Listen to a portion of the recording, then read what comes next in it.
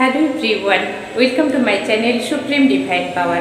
I am Supreme Energy Sujata Otikari, teacher of Energy Science and Spiritual Trainer. আশা করছি আপনারা সবাই ভালো আছেন। আমি একদম দারুণ আছি, খুব ভালো আছি।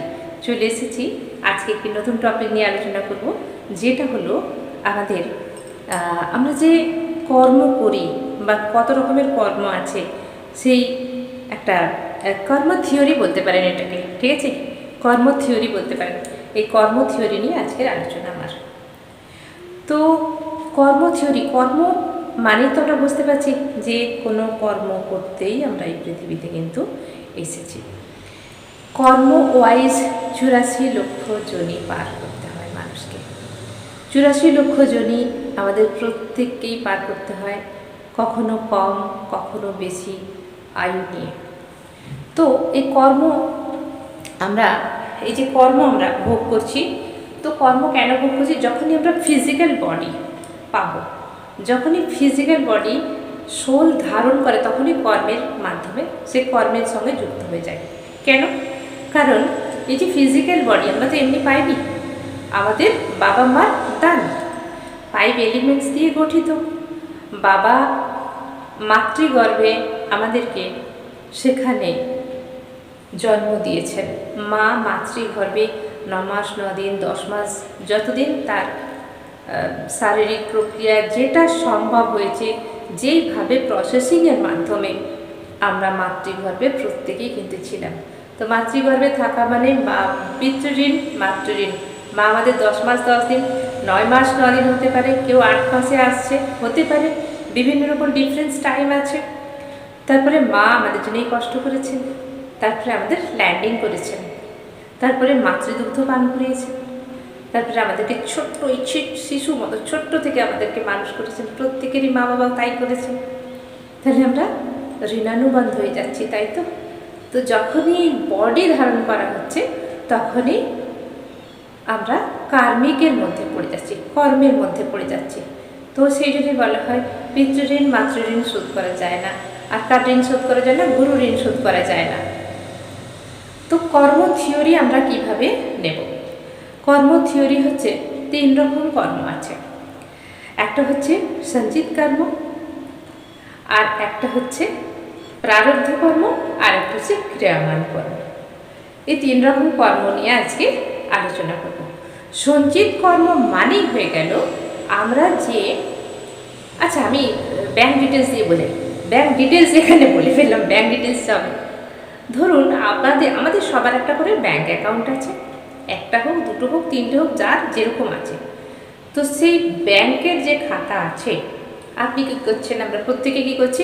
একটু একটু করে সঞ্চয় নিয়ে সেই ব্যাংক অ্যাকাউন্টে আমরা জমা করছি, সংসার চালাচ্ছি, বাচ্চাদের মধ্যে খরচা করছি, যা কিছু খরচা করছি, তারপরে একটু একটু নিয়ে সেখানে সেভিংস করছি, একটু একটু করে জমাতে থাকছি, সঞ্চয় করতে থাকছি, তাই না? যদি কারোর মনে করুন সঞ্চয় করছি, আমরা সঞ্চয় থেকে আমরা কখনোই চাইবো না একচোটে টাকাটা খরচা করে ফেলি। ধরুন আপনি মোটামুটি সঞ্চয় করে 2 লাখ টাকা রেখেছেন, তো সেখান থেকে যে 2 লাখ টাকা একসঙ্গে খরচা করবেন না। আপনি কি করবেন? যতটুকু দরকার একটা কাজ করবেন। ধরুন আপনি একটা কিছু করবেন, বাড়ি রং করাবেন, ঠিক আছে, বা একটা মোবাইল কিনবেন, বা কিছু একটা করতে, আপনি সঞ্চয় থেকে একটুখানি নেবেন। তো সব টাকাটা দিয়ে নিশ্চয়ই কিছু করবেন না, যে না আবার আরেকটু জমাই, তারপরে আবার যদি ভারী কাজ করি আমি সেখান থেকে আবার নেব। ঠিক সিমিলারলি আমরা যতগুলো বার এই পৃথিবীতে শরীর ধারণ করেছি, যতবার আমরা শরীর ধারণ করেছি, এই পৃথিবীতে এসেছি, শরীর ধারণ করেছি, সেই যত কর্ম করেছি, শরীর ধারণ করা মানেই আমরা কর্মের মধ্যে আবদ্ধ হয়ে যাচ্ছি। গুড কর্মা অ্যান্ড ব্যাড কর্মা, এগুলোই তো আমরা করেছি। তো গুড কর্মাও করেছি, ব্যাড কর্মাও করেছি।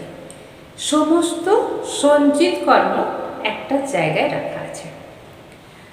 পুরো টোটাল লাইফ যতগুলো আমরা পাস্ট আরও পাস্ট যতগুলো জন্ম নিয়েছি, এবং এই লাইফেরও সমস্ত কিছু কর্ম, এই লাইফেরটা কিন্তু হবে না, সরি। তো সমস্ত কিছু কর্ম ওখানে আমাদের জমা আছে। আমরা যখন এই লাইফে জন্মে এলাম, এই লাইফে যখন এলাম, তখন ওখান থেকে কিছু সেই সঞ্চিত কর্ম এক জায়গায় রাখা আছে, অল টোটাল সেখান থেকে কিছু কর্ম আমরা এই জন্মে এসেছি, কিছু নিয়ে এসেছি। ব্যাড হতে পারে, গুড একসঙ্গে। শুধু ব্যাড কিন্তু আনেনি কেউ, আর শুধু গুডও কেউ আনবে না। জিগজ্যাগ প্যাটার্নে আমাদের লাইফ কিন্তু চলছে। তো আমরা যখন এসেছি, যেই কর্মগুলো আমরা নিয়ে এসেছি, গুড অ্যান্ড ব্যাড, এটাই হয়ে গেল আমাদের প্রারব্ধ। প্রারব্ধ মানে হচ্ছে নিয়তি, কপালের লিখন আমরা বলি না, যে কপালের লিখনকে কে খণ্ডন করবে? সেই জন্যই খণ্ডন করা যায় না, কারণ আমরা নিয়ে এসেছি, আমরা জন্মের সময় ওই প্রারব্ধ নিয়ে এসেছি। কতগুলো প্রারব্ধ, তো কতগুলো কর্ম আমাদের সঞ্চিত আছে আমরা জানি না, কারণ আমাদের কিছু মনে নেই। কিন্তু কিছুটা কর্ম আমরা নিয়ে এসেছি। ধরে নিলাম, আমি ফর এক্সাম্পল ধরে নিলাম আমাদের হয়তো কয়েক লাখ বার জন্ম হয়ে গেছে, আবার কিছু কিছু কর্ম রিলিজও হয়ে গেছে, তো আছে কিছু এখনো সঞ্চিত। আমি ধরে নিলাম হার্ডলি 9টা ফাইল নিয়ে এসেছি এখানে, তার মধ্যে কিছুটা ব্যাড, কিছুটা গুড। ঠিক আছে, ব্যাডও আনবো, গুডও আনবো, রিলিজ করবো ধীরে ধীরে। তো একে বলা হয় প্রারব্ধ। তো আমাদের লাইফে মাঝে মাঝে কিছু খারাপ কিছু ঘটে যায়, কিছু ভালো কিছু ঘটে যায়। তো আমরা তখন ভাবি যে আমার সঙ্গে এই খারাপটাই কেন হলো, এই ভালোটাই কেন হলো? এটা আমাদের প্রারব্ধ, এটা আমার আগের জন্মের কর্মফল, আমি পেলাম, সেটা অ্যাকসেপ্ট করতে হবে। তো আমরা কী করি, গুডটাকে অ্যাকসেপ্ট করে নিই, ব্যাডটাকে অ্যাকসেপ্ট করতে পারি না। কারণ আমরা তখন কী করি, কাউকে দোষ দিয়ে দিই, কোনো মানুষকে দোষ দেবে, তোমার জন্য আমার এটা হলো, বা কখনো পরমাত্মাকে দোষ দিই, ভগবানকে দোষ দিই, ঈশ্বর আল্লাহ গডকে দোষ দিই, যে আমার সঙ্গেই কেন এটা হচ্ছে, অন্য কারোর সঙ্গে কেন হয়নি, আমাদের সঙ্গেই কেন এটা হলো। তো এখানে বলে রাখি, আমরা কাউকে কখনো দোষারোপ করব না। দোষারোপ করে কেউ কিছু করতে পারবে না। যখন আমরা দোষারোপ করব, এতে কি হচ্ছে, অবুঝের মতো কাজ হচ্ছে, কারণ ওটা আমাদের কর্ম, আমরা নিয়ে এসেছি জন্মের সময়, আমাদের ফেস করতেই হবে। কর্ম যদি ফেস না করি তাহলে আমরা এগোতেই পারবো না। তাহলে কী হলো, সঞ্চিত কর্ম ছিল, নিয়ে এলাম কিছু, তাকে বলা হলো প্রারব্ধ। এবারে ক্রিয়ামান কর্ম কি হচ্ছে, ক্রিয়ামান কর্ম মানে এই প্রেজেন্ট লাইফে যেই কর্ম আমি করছি, হতে পারে গুড, হতে পারে ব্যাড, এটা হচ্ছে ক্রিয়ামান। এই প্রেজেন্ট লাইফে যেই কর্ম করছি তাকে বলা হয় ক্রিয়ামান। যেরকম আমরা ধরে নিলাম একটা স্টুডেন্ট ক্লাস করছে, তো স্টুডেন্ট ভাবছে টিচার কি পড়াচ্ছে আজকে না শুনলেই হয়, আমি চলে যাই। আবার টিচার ভাবছে কোনো রকমে শিখিয়ে দিয়েই আমি চলে যাই, কারোর কোনো রেসপন্সিবিলিটি নেই। যদি রেসপন্সিবিলিটি যদি না থাকে, ধরুন আমি একজন স্পিরিচুয়াল ট্রেনার, স্পিরিচুয়ালিটি শিখিয়ে থাকি, বহু কিছু কোর্স করিয়ে থাকি। তো আমি কি করলাম, দেখলাম যে স্টুডেন্ট তো আমাকে ফিস দিয়েই দিয়েছে, তো আমার ফিস যখন হাতে এসে গেছে আমি যেমন করে শিখিয়ে দিই। তাহলে এটা আমার প্রারব্ধের মধ্যে আবার জমা হচ্ছে, ক্রিয়ামান চলছে, যেটা করলাম সেটা প্রারব্ধ হয়ে যাচ্ছে। কারণ আমার মনের ভেতরে পাপ বুদ্ধি কাজ করছে, যে যে টাকাটা দিয়েছে, ফিজ আমি পেয়ে গেছি, সে তো আর ফেরত দিতে পারবে না, তাহলে আমি যাই তাই করে তাকে শিখিয়ে দেবো, কোর্সটা কমপ্লিট করিয়ে দেবো। তাহলে আমার মনে পাপ বোধ জাগলো, এটাই প্রারব্ধ হয়ে আবার জমা হবে। ঠিক আছে, কারণ ক্রিয়ামান থেকেই প্রারব্ধ সৃষ্টি হচ্ছে। এবার কোনো স্টুডেন্ট হয়তো ভাবছে যে টিচার তো শেখাচ্ছে, আমি একটু ফাঁকি দিয়ে দিই, আমি শিখবো না, আমি বরঞ্চ গিয়ে একটু রিলস দেখি, সেটা ওই স্টুডেন্টের প্রারব্ধ হয়ে যাচ্ছে। এবার ধরুন আমরা কোনো কিছু কাজ হয়তো করলামই না, কর্ম করলামই না, কিন্তু মনে মনে ভাবলাম কিছু কর্ম, মনে মনে। কীরকম মনে মনে ভাবলাম, কোনো কারোর একটা ক্ষতি ভাবলাম, ঈর্ষা হিংসা ভাবলাম মনে মনে। তাহলে কি হচ্ছে, আমাদের যখন ওটা ভাবছি, যদি কোনো মানুষ কারোর ক্ষতি ভেবে খুশি হয়, কারোর ক্ষতি ভেবে কি হলো, খুশি হচ্ছে, যে ঠিক, অনেকে বলে ঠিক হয়েছে, ওদের ওটা হয়েছে, ঠিক হয়েছে। তো এই কথাটা শুধু মনে মনে সে ভাবলো, ভাবার মধ্যেও কিন্তু কর্ম ক্রিয়েট হয়ে গেল ওখানে। শুধুমাত্র আমি যে হাত দিয়ে কাজ করছি, ফিজিক্যালি কোনো কাজ করে দেখাচ্ছি, সেটা তো কর্ম, কিন্তু যখন মাইন্ডেও কোনো কিছু আমরা ভাবছি, সেটাও কিন্তু আমাদের কর্মের মধ্যে পড়ছে। ভালো যদি ভাবি, সেটাও কিন্তু কর্মের মধ্যে পড়ছে। অনেক সময় আমরা কী বলি, মানুষটার ভালো হোক, অনেক কষ্ট পাচ্ছে, তাড়াতাড়ি সুস্থ হয়ে যান। যদি কেউ সাপোর্ট করে তো খুব ভালো, তাহলে ভগবানের কাছে প্রার্থনা করছি। অনেক মানুষ আছে না, প্রার্থনা করে যে অমুকদের বাড়ির মানুষটাকে সুস্থ করে দাও, ঠিক আছে।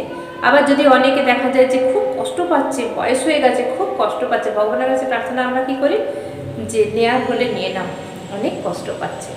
তাহলে এই প্রেয়ের মাধ্যমে, ভাবনার মাধ্যমে, চিন্তার মাধ্যমেও কর্ম ক্রিয়েট হয়। এই কর্মগুলো আমাদের কোন জায়গায় যাচ্ছে? প্রারব্ধের মধ্যে যাচ্ছে। সেটা গুড হোক আর ব্যাড হোক, তাহলে ক্রিয়ামান চলছে অলরেডি, ক্রিয়ামান থেকেই আমরা প্রারব্ধ করছি।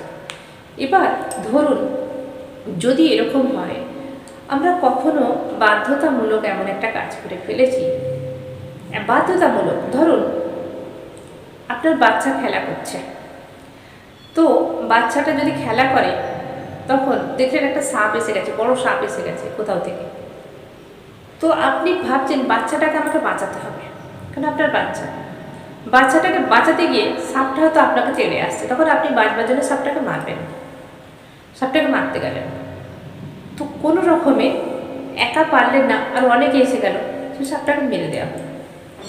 তো এখানে কি হলো, একটা প্রাণকে বাঁচাবার জন্য বা নিজে বাঁচার জন্য যখন লড়াই করে কাউকে মারা হচ্ছে, তখন সেখানে একজন তো মরবেই, হয় সাপ আপনাকে মারবে কামড়ে, তা নাহলে আপনি সাপকে মারবেন, তো বাঁচার জন্য লড়াই করা হচ্ছে। তো এখানে যদি মনের ভাবনা না থাকে তাহলে কিন্তু কোনো প্রারব্ধ হয় না। কিন্তু মারার পরে যদি আমরা চিন্তা করি যে বাবা সাপটাকে মেরে ফেললাম, আমার কর্ম খারাপ হলো, আমি পাপ করলাম, তাহলেই কিন্তু প্রারব্ধ। ফর এক্সাম্পল, যদি একটা বাঘ সিংহের খিদে পেয়েছে, বনে গিয়ে কী করছে, একটা ছাগলকে হোক একটা হরিণকে হোক সে শিকার করে খেয়ে নিল, ঠিক আছে, এটা তার কর্ম, খেতেই হবে। তো সে খেয়ে যদি সে কি ভাবছে একবারও যে আমি একটা হরিণকে মেরে ফেললাম, একটা ছাগলকে খেয়ে ফেললাম, আমার এবার কি হবে, আমার পাপ হলো কতটা, আমি খেলাম কেন, আমি এখান থেকে বেরোবো কী করে, তাহলে সেটা প্রারব্ধ হবে। কিন্তু সে একবারও সেটা কি ভাবে? সে জানলো এটা আমার খাবার, আমাকে খেতে হবে, তার খিদে পেল, বনে গেল, ঘুরলো, দেখলো তার শিকার কোথায় আছে, শিকারটা নিয়ে শিকার করলো, খেলো, ঘুমিয়ে পড়লো, আর কিন্তু সে খাবে না। আবার যখন তার খিদে পাবে তবেই সে খাবে। আর মানুষ এরকম যদি কোনো কর্ম করে ফেলে হঠাৎ করে, ওই যে বললাম সাপের এক্সাম্পল দিলাম, যদি ভাবতে বসে তাহলে কিন্তু প্রারব্ধ। কিন্তু বাঁচার জন্য যখন আমরা, ধরুন আপনি এক জায়গা দিয়ে যাচ্ছেন, তো আপনাকে বাঘে তাড়া করেছে বা আপনি দেখতে পেয়েছেন, তো আপনি প্রাণপণ ছুটার চেষ্টা করবেন, বাঁচার চেষ্টা করবেন, বাঘের সঙ্গে লড়াই করে হোক বা গুলি করে দিলেন, আপনার কাছে তো বন্ধু কাছে গুলি করে দিলেন, তাহলে বাঁচার জন্য করলেন। এটা যদি মনে করে আমি বাঘটাকে গুলি করে ফেললাম, হ্যাঁ আমি পাপ করে ফেললাম, সেটা কিন্তু প্রারব্ধ হয়ে যাবে। সেই জন্য আমরা এক্সাম্পল দেখতে পাই যে দুর্যোধন যখন মহাভারতে, আমরা দুর্যোধনের ক্যারেক্টার আমরা সবাই জানি, আর এদিকে আমরা পঞ্চপাণ্ডবের ক্যারেক্টারগুলোও জানি। যুধিষ্ঠিরকে নরক দর্শন করতে হয়েছিল, কারণ তার প্রারব্ধ হয়েছিল, মনে পাপ বোধ জেগেছিল, অশ্বত্থামা হয়তো ইতি গজ ভেবেছিলেন যে আমি মিথ্যে বলেছি গুরুদেব, তাই হয়তো এটা আমার প্রারব্ধ হবে। কিন্তু দুর্যোধন আরও অনেক অনেক বড় বড় পাপ কাজ করেছিলেন, কিন্তু দেখলেন মৃত্যুর পর দুর্যোধন কিন্তু আগেই স্বর্গে গিয়ে বসে আছেন। এটাই ছিল যুধিষ্ঠিরের কোশ্চেন বা জানার কিছু, যে দুর্যোধন এত কিছু খারাপ কাজ করার পরেও কেন স্বর্গে আগে চলে এসেছে আমাদের থেকে, আর আমরা কেন আসতে পারলাম না, কেন আমাদের নরক দর্শন করতে হলো? তখন বলা হলো যে দুর্যোধন যে কাজটা করেছে সে তার ডিউটি অনুযায়ী করেছে, তার এটা হচ্ছে জানতো যে আমাকে করতে হবে, আমি রাজার ছেলে, আমাকে করতে হবে, যুদ্ধ করতে হবে, এটাই আমার ধর্ম, এটাই আমার কর্ম, তাই তার প্রারব্ধ হয়নি। কিন্তু যুধিষ্ঠির কী করেছিলেন? মিথ্যে বলেছিলেন বলে প্রারব্ধ হয়েছিল ভেবেছিলেন, তাই একবার নরকদর্শন হয়েছিল। তাই সবটাই আমাদের মনের ভাব। আমরা অবশ্যই গুড কর্মা করবো, কিন্তু অনেক সময় অজান্তেও কিন্তু আমাদের ব্যাড কর্মা হয়ে যায়। যখন ব্যাড কর্মা হয়ে যায়, ব্যাড কর্ম আমাদের পেতেই হবে, কর্মফল আমাদের পেতেই হবে। ভগবান আপনাকে ক্ষমা করতে পারে, ঈশ্বর দেবী দেবতা আপনাকে ক্ষমা করতে পারে, গুরু আপনাকে ক্ষমা করতে পারে, বাবা মা ক্ষমা করতে পারে, কিন্তু কর্ম আপনাকে কখনো ক্ষমা করবে না। আপনাকে কেন, আমাকেও করবে না, পৃথিবীর কাউকে কর্ম ক্ষমা করতে পারবে না। যেমন আরেকটা এক্সাম্পল দিই, ধরুন গঙ্গাপুত্র ভীষ্ম, গঙ্গার যিনি সন্তান পুত্র, আর আমরা কি বলি গঙ্গা স্নান করলে আপনার সমস্ত পাপ ধুয়ে যাবে। How can it's possible? Ganga স্নান করবো, হাজার হাজার পাপ করবো, পাপ ধুয়ে যায়, হয় নাকি?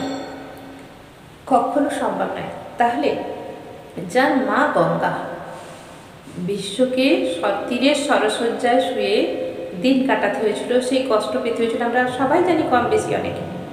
তাহলে যার মা গঙ্গা, তাহলে পাপ কেন ধুয়ে দিল না? যার সহায় ছিল স্বয়ং শ্রীকৃষ্ণ, তিনি যখন সহায় ছিলেন তাহলে কেন তার পাপটা রিমুভ করে দিলেন না?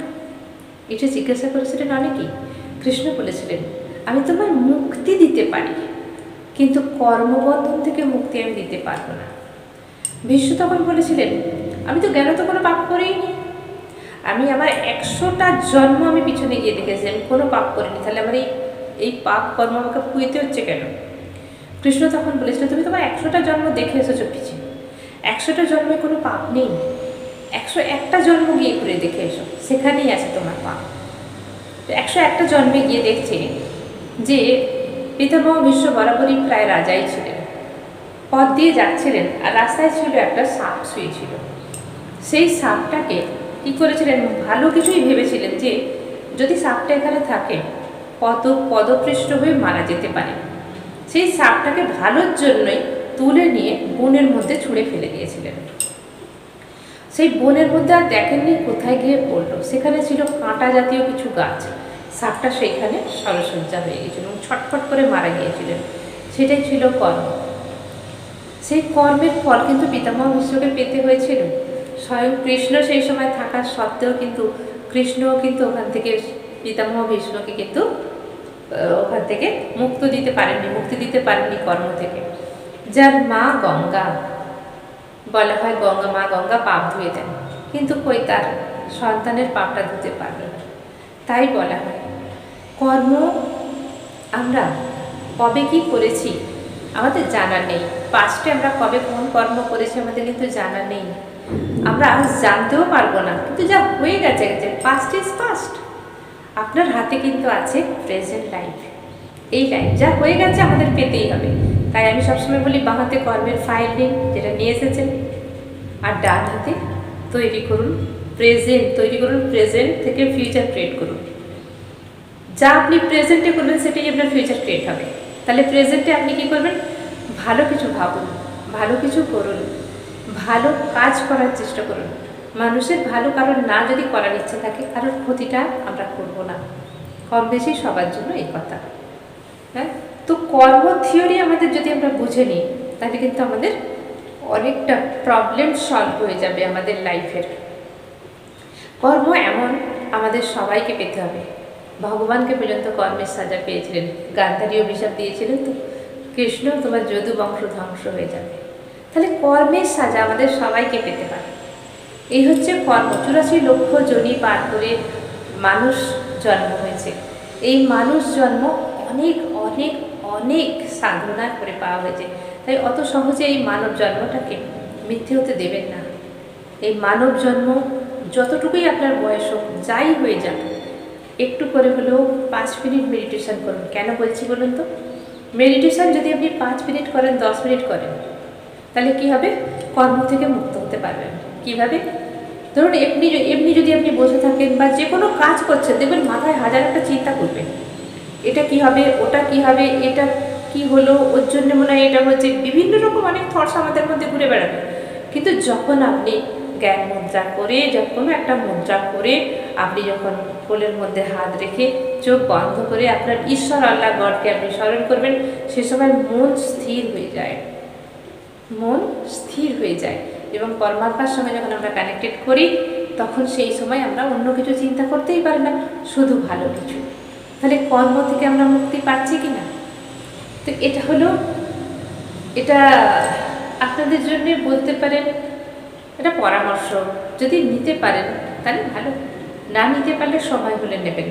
আমি তো কাউকে বাধ্যতা বলতে পারি না যে আপনি 5 মিনিট করে মেডিটেশন করুন, কিন্তু বলতে পারি করলে ভীষণ ভালো। 5 মিনিট করে প্র্যাকটিস করুন না। অনেকটা সময় আমরা ভিডিও দেখি, রিলস স্ক্রল করি, বসে বসে গপ্প মারি, চায়ের আড্ডা করি, ঝগড়াঝাটি, কথা কাটাকাটি, অনেক কিছু আমাদের লাইফে আছে। সেইখান থেকে 5টা মিনিট বের করে একটু মেডিটেশনে বসুন। কিচ্ছু করতে হবে না, কোনো মন্ত্র নয়, কোনো তন্ত্র নয়, কিচ্ছু নয়। চোখ বন্ধ করে শুধু নিজেকে দেখুন। যদি এটাও না পান, তাহলে আপনি যাকে ভালোবাসেন, গুরু যাকে শ্রদ্ধা করেন, গুরু কোনো দেবদেবীকে, তাকে চোখ বন্ধ করে দেখতে থাকুন। মাত্র 5 মিনিট করুন। এই 5 মিনিটটা বসা প্র্যাকটিস করুন, এটাই অভ্যাস। 5 মিনিট বসতে বসতে 10 মিনিট, 15 মিনিট, আধ ঘন্টা ধীরে ধীরে বাড়ানো। এরপরে যদি মনে হয় যে ভালো লাগছে, তাহলে কাছে কোনো গুরু থাকলে তার থেকে একটা দীক্ষা নিন, তাকে বলুন পথ দেখাতে। যদি মনে হয়, যদি সম্ভব হয়, দেখুন না। এবারে কর্ম থেকে মুক্তি তো আমাদের পেতেই হবে, উপায় নেই।